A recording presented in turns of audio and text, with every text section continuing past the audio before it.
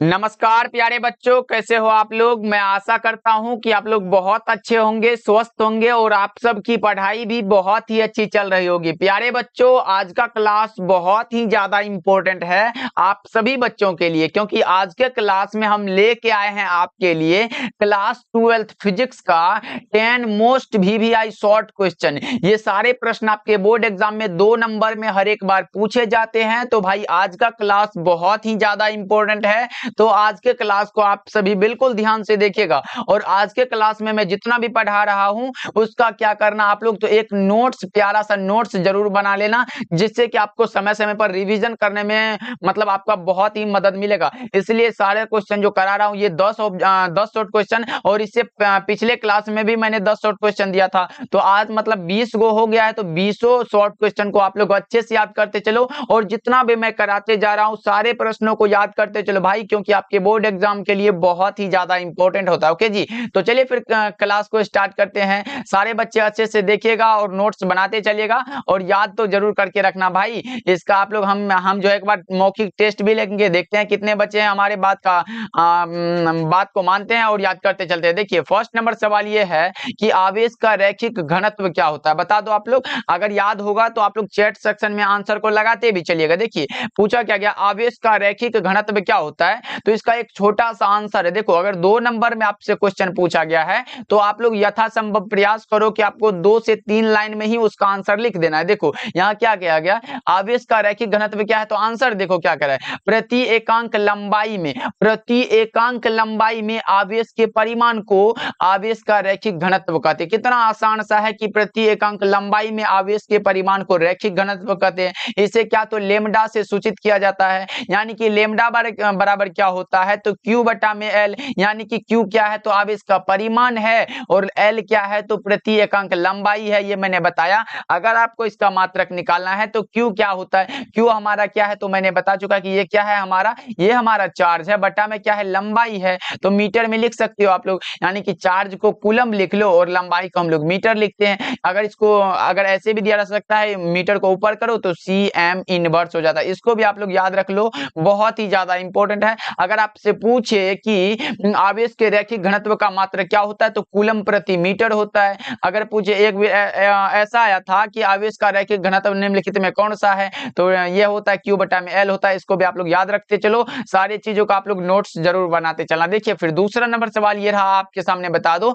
आवेश के पृष्ठ घनत्व से आप क्या समझते हैं। बहुत ही इंपॉर्टेंट क्वेश्चन है। देखो आवेश के पृष्ठ घनत्व से हम लोग क्या समझेंगे, बता दो। प्रति एकांक क्षेत्रफल में, क्षेत्रफल है तो आवेश के परिमाण को, वही बात है कि प्रति एकांक क्षेत्रफल में आवेश के परिमाण को पृष्ठ घनत्व कहते हैं। क्षेत्रफल क्या है, ये एरिया पूछा गया तो एरिया हो गया, और प्रति एकांक है तो कितना है आवेश का परिमाण है तो Q लिख लो, यानी कि Q बटा में क्या है तो A है, तो Q को हम लोग चार्ज को कूलम लिखते हैं, और एरिया है तो मीटर स्क्वायर तो लिखेंगे। तो करेक्ट आंसर क्या होगा, तो CM इनवर्स 2 हो जाएगा। यही यहाँ पे दिया गया। देखो इसे हम लोग क्या तो सिग्मा के द्वारा सूचित करते हैं, तो सिग्मा बराबर होता है Q बटा में मतलब चार्ज बटा में एरिया लिख लो, तो चार्ज का कूलम हो गया और एरिया का मीटर स्क्वायर हो गया। इसका ये मात्रक निकल के आ गया। तो सारी चीजों को आप लोग याद रखोगे। ओके, और क्लास को लाइक कर दीजिएगा सभी बच्चे।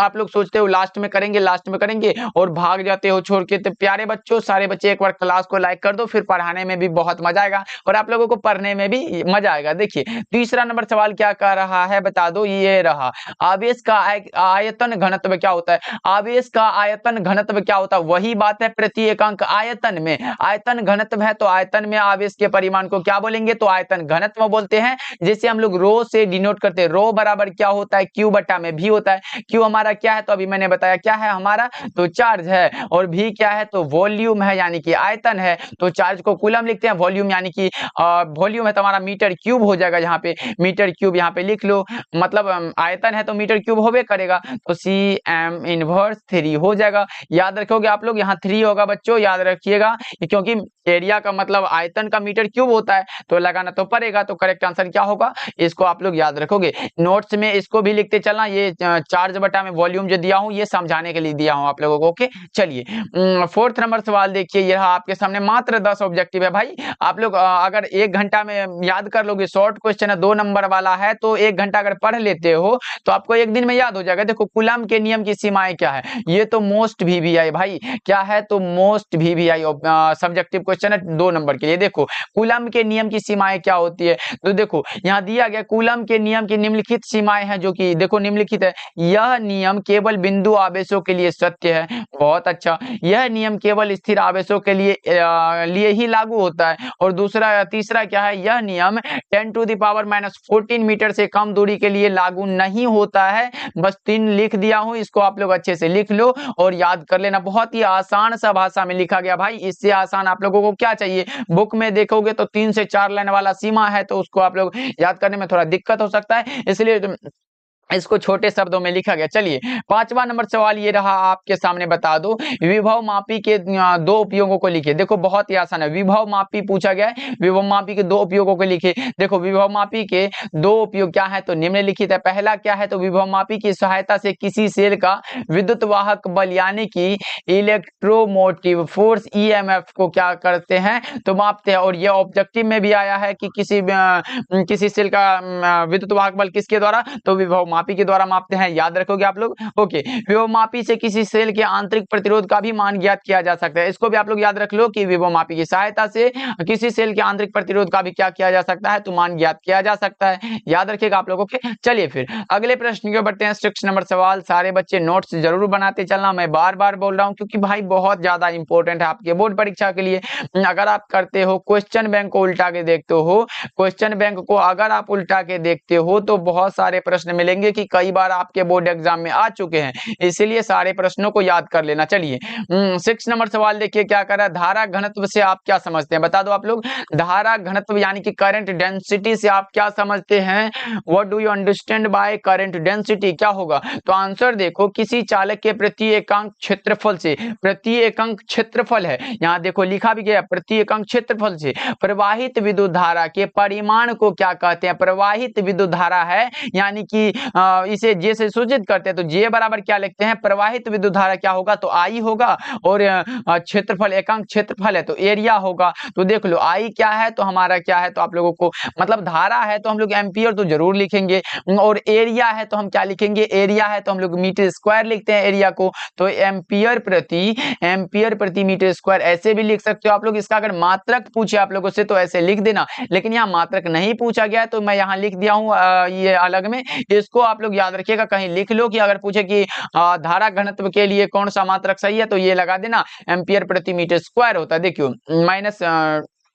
है लगा हुआ, देखो जे बराबर आई बटा ए वही लिखा गया। चलिए फिर अगले प्रश्न की ओर बढ़ते हैं, एम्पियर प्रति मीटर स्क्वायर। चलिए 7 नंबर सवाल को देखिए क्या कह रहा है, अर्धचालक से आप क्या समझते हैं, बता दो।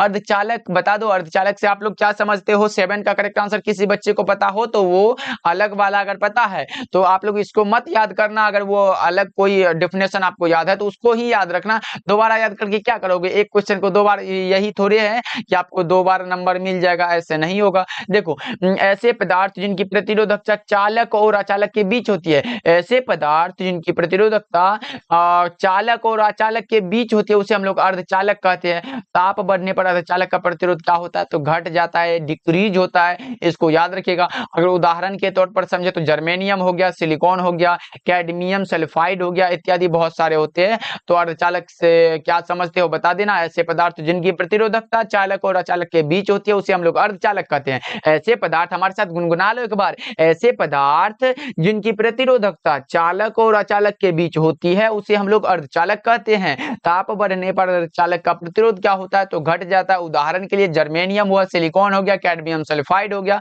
ETC हो गया। चलिए 8 नंबर सवाल को देखते हैं क्या करा। डायनेमो क्या है, डायनेमो 2 नंबर के लिए बहुत ज्यादा इंपॉर्टेंट है, बच्चा पार्टी याद रखिएगा। डायनेमो एक ऐसा यंत्र है जो यांत्रिक ऊर्जा को विद्युत ऊर्जा में परिवर्तित करता है। क्या डायनेमो एक ऐसा यंत्र है जो विद्युत ऊर्जा को यांत्रिक ऊर्जा को विद्युत ऊर्जा में यांत्रिक ऊर्जा को विद्युत ऊर्जा में परिवर्तित कर रहा है तो वो हमारा डायनेमो होता है। अगर विद्युत ऊर्जा को यांत्रिक ऊर्जा में परिवर्तित करता तो वो हमारा मोटर होता है, उसको भी आप लोग याद रखिएगा। लेकिन यहाँ क्या है, तो यांत्रिक ऊर्जा को यांत्रिक को क्या कर रहा है, यांत्रिक को क्या कर रहा है, तो ये विद्युत ऊर्जा में परिवर्तित कर रहा है। तो समझ लो कि ये हमारा डायनेमो है। क्या है, तो डायनेमो है।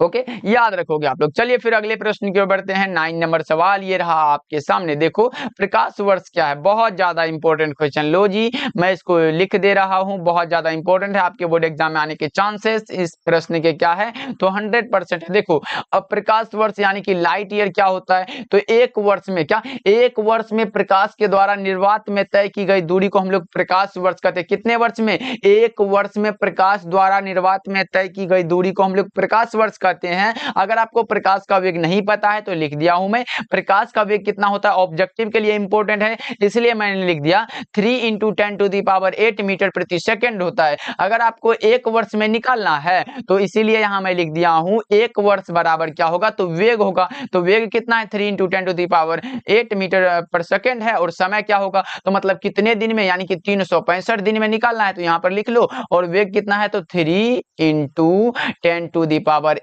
मीटर पर सेकंड है। इसको आप लोग क्या करोगे, वेग गुना है तो गुना कर दो और जो निकलेगा वो हमारा क्या निकल के आएगा, 9.46 × 10⁻15 मीटर निकल के आता है। इसको भी आप लोग याद रखिएगा, बहुत ही ज्यादा इंपॉर्टेंट है, ऑब्जेक्टिव में पूछा जा सकता है। वैसे सब्जेक्टिव के लिए प्रकाश वर्ष तो बहुत इंपॉर्टेंट है। प्रकाश वर्ष क्या होता है, तो एक वर्ष में प्रकाश के द्वारा निर्वात में तय की गई दूरी को प्रकाश वर्ष कहते हैं। स्क्रीनशॉट लेना है तो चलो इसको मैं मिटा दे रहा हूं, अच्छे से स्क्रीनशॉट भी ले सकते हो। देखो चलो इसको मिटा दिया, अब स्क्रीनशॉट ले लो, ये सब इंपॉर्टेंट है जो लिखा हूं, इसको आप लोग स्क्रीनशॉट अच्छे से ले लो।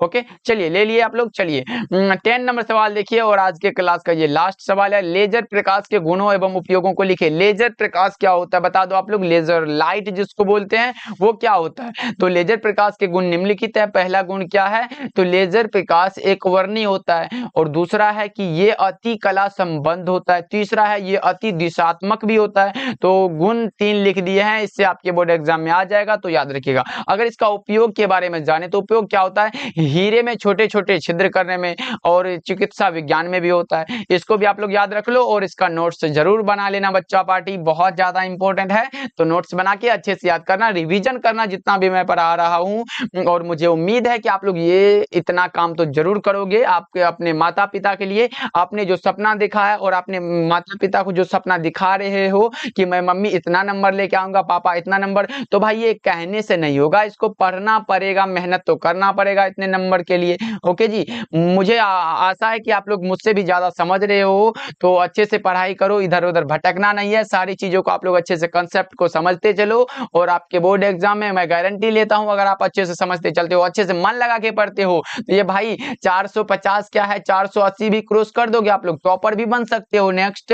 तो आप लोग ये समझ के पढ़ो कि मुझे टॉपर बनना है, कुछ नंबर से लेना था, सिर्फ मुझे टॉपर बनना है। अगर टॉपर नहीं भी बने तो उससे नीचे 450 प्लस भी तो आएगा, जो कि आपके टोले मोहल्ले में किसी का नहीं होगा। तो बच्चों ये सब सोच के पढ़ना कि आपको टॉपर बनना है। ओके, तो मिलते हैं फिर अगले क्लास में। क्लास को लाइक कर दीजिएगा और चैनल पे पहली बार जुड़ रहे हो तो सब्सक्राइब भी करिएगा। ओके, मिलते हैं।